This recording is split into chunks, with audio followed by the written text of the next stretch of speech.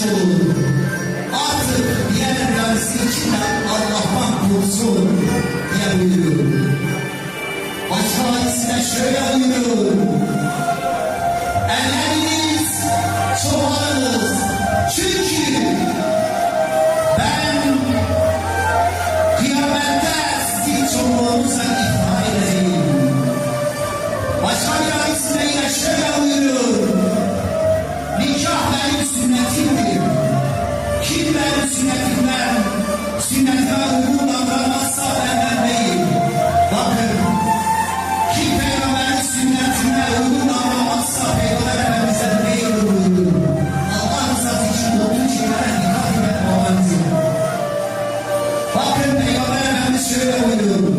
Bir kadın ile 4 şey için evlenilir. Bir kadın ile 4 şey için evlenilir. Birincisi malı için, ikincisi soyu için, üçüncüsü güzelliği için, dördüncüsü dindarlığı için. Ben ise şunu istiyorum, dindar olanı seçin, dindar olanı seçin, dindar olanı seçin buyuruyorum. Allah'ım seversin.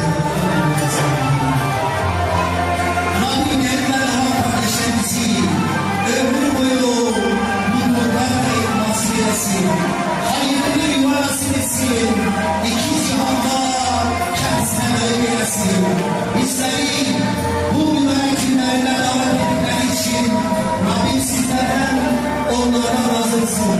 Bizleri bu kadar güzel bir şekilde dinlediğiniz için Rabbim sizlerden razı olsun.